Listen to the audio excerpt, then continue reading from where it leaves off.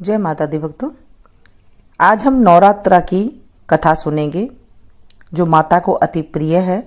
नवरात्रा में आप इसे डेली भी सुन सकते हैं या जब टाइम हो तब इसे सुन सकते हैं या जिस दिन मन करे उस दिन सुन सकते हैं। बोलिए मैया रानी की जय। ये कथा बहुत ही पौराणिक है। बृहस्पति जी बोले, हे ब्राह्मण, आप अत्यंत बुद्धिमान, सर्वशास्त्र और चारों वेदों के जानने वाले में श्रेष्ठ है।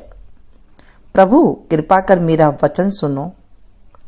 चैत, अश्विन, माघ और आषाढ़ के शुक्ल पक्ष में नवरात्रा का व्रत और उत्सव क्यों किया जाता है? हे भगवान, इस व्रत का क्या फल है? किस प्रकार करना उचित है? और पहले इस व्रत को किसने किया है, सो विस्तार से कहो। बृहस्पति जी का ऐसा वचन सुनकर ब्रह्मा जी कहने लगे कि हे बृहस्पति, प्राणियों के हित करने की इच्छा से तुमने बहुत अच्छा प्रश्न किया है।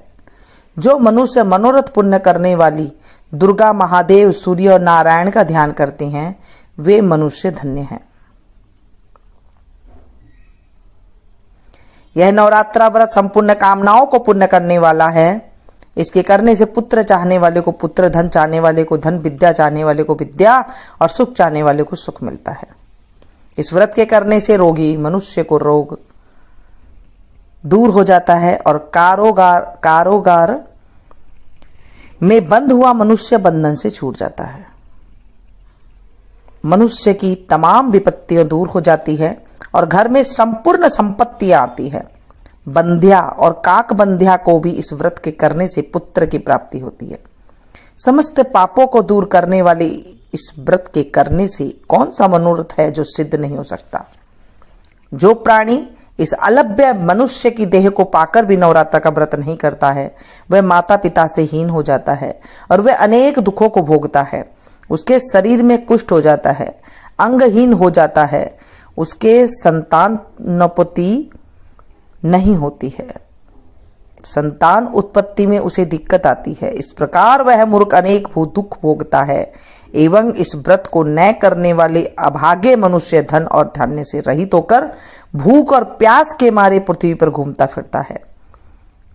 जो सधवा स्त्री भूल से भी इस व्रत को नहीं करती है वह पतिहीन होकर नाना दुखों को भोगती है। यदि इस व्रत के करने वाले मनुष्य सारे दिन उपवास न कर सके तो एक समय का फलाहार करे, फलाहार न कर सके तो एक समय का भोजन करे और उस दिन बांधवों के सहित नवरात्रा व्रत की कथा का श्रवण करे। हे बृहस्पति, जिसने पहले इस महाव्रत को किया उसका पवित्र इतिहास मैं तुम्हें सुनाता हूं, तुम सावधान होकर सुनो।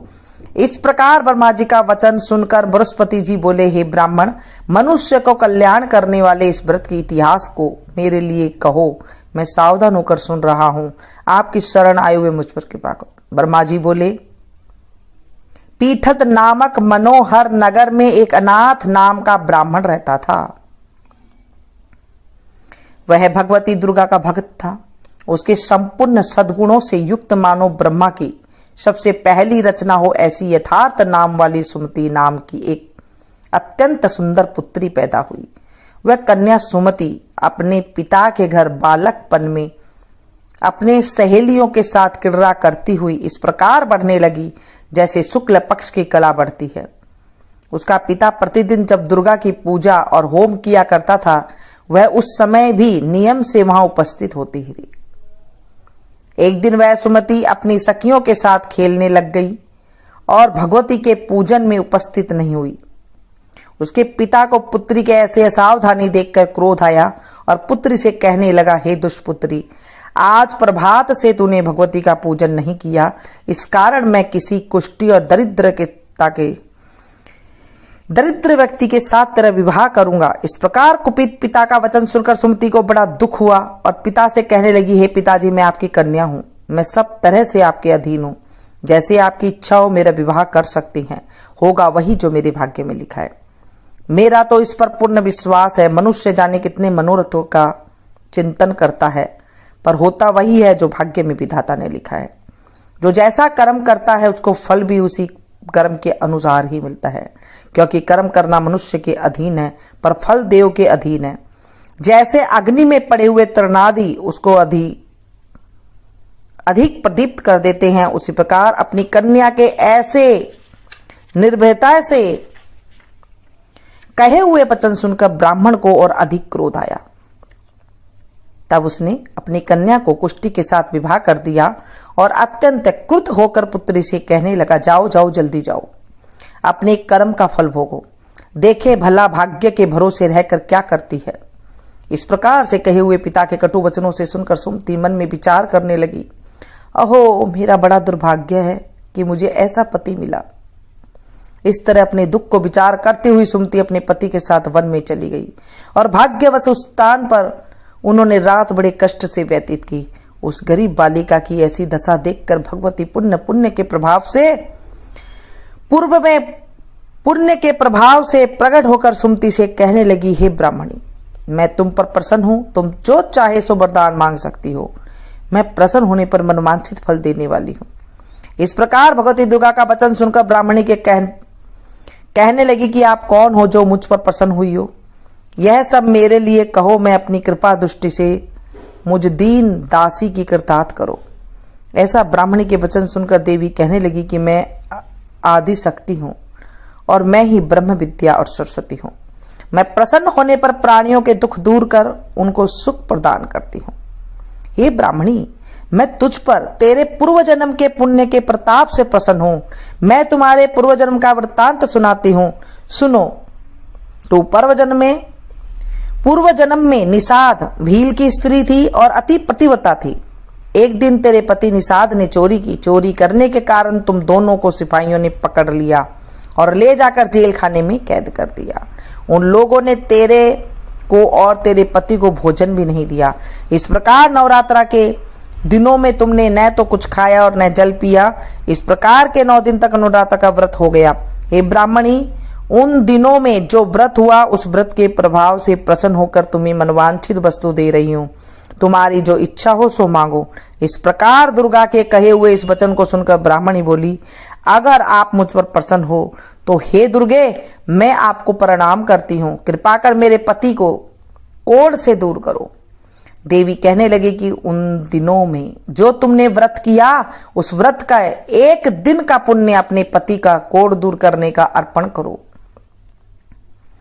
मेरे प्रभाव से तेरा पति कोढ़ से रहित और सोने के समान शरीर वाला हो जाएगा। ब्रह्मा जी बोले। इस प्रकार देवी के वचन सुनकर वह ब्राह्मणी बहुत प्रसन्न हुई और पति को निरोगी करने की इच्छा से ठीक है ऐसा बोली।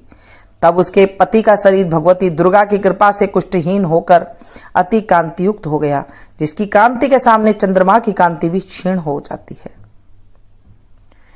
वह ब्राह्मणी पति के मनोहर देह को देखकर देवी को अति पराक्रम वाली समझकर स्तुति करने लगी। हे दुर्गे, आप दुर्गति को दूर करने वाली हो, तीनों जगत का संताप हरने वाली हो, समस्त दुखों को दूर करने वाली, रोगी मनुष्य को निरोग करने वाली, प्रसन्न होने पर मनवांछित वस्तु देने वाली, दुष्ट मनुष्य का नाश करने वाली हो। तुम ही सारे जगत की माता और पिता हो। हे अम्बे, मुझ अपराध रहित अबला को मेरे पिता ने कुष्ठी मनुष्य के साथ विवाह कर मुझे घर से निकाल दिया। उनकी निकाली हुई मैं पृथ्वी पर घूमने लगी।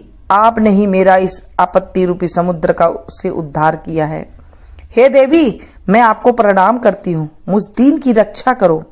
ब्रह्मा जी बोले, हे बृहस्पति, इस प्रकार उस सुमति ने मन से देवी की बहुत स्तुति की। उससे की हुई स्तुति सुनकर देवी को बहुत संतोष हुआ।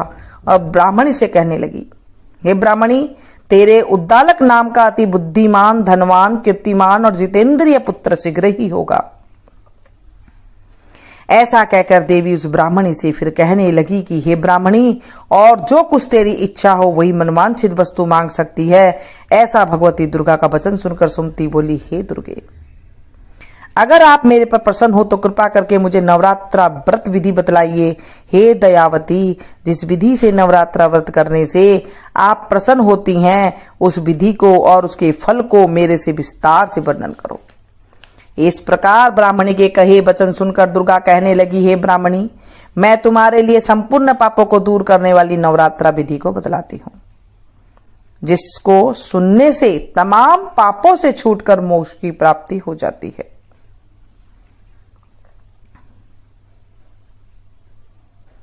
अश्वनी मास के शुक्ल पक्ष की प्रतिपदा से लेकर चैत्र मास की शुक्ल पक्ष की प्रतिपदा से लेकर 9 दिन तक विधि पूर्वक व्रत करे। यदि दिन भर व्रत न कर सके तो एक समय फलाहार करे, ब्राह्मणों से पूछकर घट स्थापना करे और वाटिका बनाकर उसको प्रतिदिन जल से सींचे। महाकाली, महालक्ष्मी और महासरस्वती इनकी मूर्तियां बनाकर उनको नित्य विधि सहित पूजा और पुष्पों से विधि पूर्वक अर्घ दे। बिजोरा के फूल से अर्घ देने से रूप की प्राप्ति होती है और जायफल से कीर्ति और दाग से कार्य की सिद्धि होती है। आंवले से सुख और केले से आभूषण की प्राप्ति होती है। इस प्रकार फलों के अर्घ देकर यथाविधि हवन करे। खांड, घी, गेहूं, शहद, जौ, तिल, सूखा बिलफल, नारियल, दाख और कदम इनसे हवन करे। गेहूं से होम करने से लक्ष्मी की प्राप्ति होती है। खीर से, चंबा के फूलों से धन और पत्तों से तेज और सुख की प्राप्ति होती है। खांड, घी, नारियल, शहद, जौ और तिल इनसे तथा फलों से होम करने से मनवांछित वस्तु की प्राप्ति होती है। व्रत करने वाला मनुष्य इस विधान से होम और आचार्य को अत्यंत नम्रता के साथ प्रणाम करे और यज्ञ की सिद्धि के लिए उसे दक्षिणा दे। इस महाव्रत के पहले बताई हुई विधि के अनुसार जो कोई कार्य करता है उसके सब मनोरथ सिद्ध हो जाते हैं। इसमें तनिक भी संशय नहीं है। इन 9 दिनों में जो कुछ दान आदि किया जाता है उसका करोड़ों गुना फल मिलता है। इस नवरात्रा के व्रत करने से ही अश्वमेध यज्ञ की फल प्राप्त मिलता है। हे ब्राह्मणी, इस संपूर्ण कामनाओं को पूर्ण करने वाले उत्तम व्रत को तीर्थ, मंदिर अथवा घर में विधि के अनुसार करे। ब्रह्मा जी बोले, हे बृहस्पति, इस प्रकार ब्राह्मणी के व्रत की विधि और फल बताकर देवी अंतर्ध्यान हो गई। जो पुरुष या स्त्री इस व्रत को भक्ति पूर्वक करता है इस लोक में सुख पाकर अंत में दुर्लभ मोक्ष को प्राप्त होता है। हे बृहस्पति, यह दुर्लभ व्रत का महात्मा मैंने तुम्हारे लिए बतलाया है।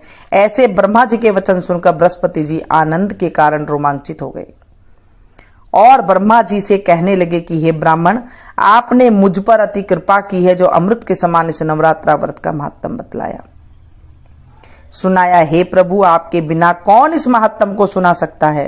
हे बृहस्पति जी के वचन सुनकर ब्रह्मा जी बोले, हे बृहस्पति, तुमने सब प्राणियों के हित करने वाली इस अलौकिक व्रत को पूछा, इसलिए तुम धन्य हो। यह भगवती शक्ति संपूर्ण लोकों की पालन करने वाली है।